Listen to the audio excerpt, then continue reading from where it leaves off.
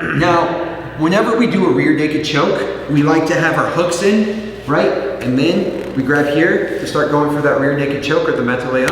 But let's go ahead and just for demonstration purposes, we're just gonna be like this, okay? When you first practice a rear naked choke, I like to do it like this so you can focus a little bit more about the mechanical advantage rather than having the entire back taken in that backpack. So what I want to do is I want to get my forearm against one artery, my bicep against the other. So you notice my elbow is under his chin, okay? It's not here across his esophagus. That hurts and it's painful for him, but one, he might be able to fight through the pain and you're not going to get the submission maybe. This, you will definitely get through the submission and you won't be able to fight through the pain. He'll fall asleep, if anything, right? So this is the way I really like to teach people who are first learning Jiu-Jitsu is I need to get this here. Whether that's all the way coming through or gliding this across, a lot of the time they have their chin down protecting and I'll just come in here and force it in like that. But regardless, I'm ending in the same spot. Elbow under the chin.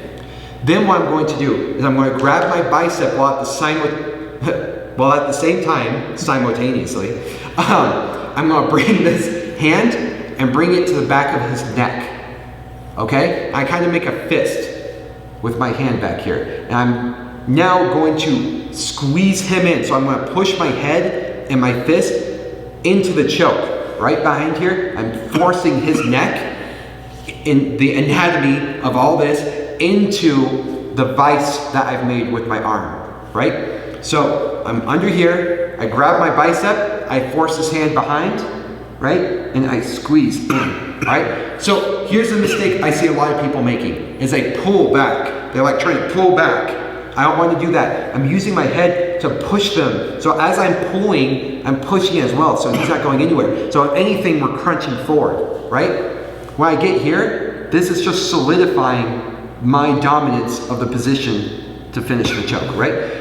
What I don't want to do is I don't want to be on top of the head. You'll see like people in the movies and stuff here. He's going to take his hand and rip that hand down, right? And then I might not be strong enough with just one hand to fight for the choke, right? But when I'm here, go ahead and try and fight your hands back. He's not going to be able to get to it, right? Sorry, I'll give you a little bit of a break, right? So those are the dynamics of the rear naked choke. Here, and then I'm crunching everything in. Remember, his neck is fitting inside this little space, right? Not a safe space. Not a safe space, right? So I'm here, creating a fist behind his neck.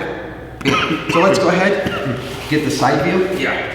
All right, so I'm here, right? This slips in. You see this fist I have back here? And you see how my head is like leaning up against him? All right, so now I'm going to finish the choke here real quick. You ready? Yep. It's kind of like a flex and a crunch in. And it's quick. Yep, and it's quick. And I'm cutting off the arteries. I'm not cutting off his esophagus. I can't stress that enough. Boom. So when I go to take it back, let's say take it back. Boom, I'm here. Get across here, right? Get the elbow under the chin. Force this back here. Squeeze. And that's a choke. If I happen to be lying down like this, I still finish it the same exact way. Right? Let's move to the side so they can see. Boom. Hooks in. Boom. Right? Try and get that elbow under the chin. Slide it in. Finish the choke.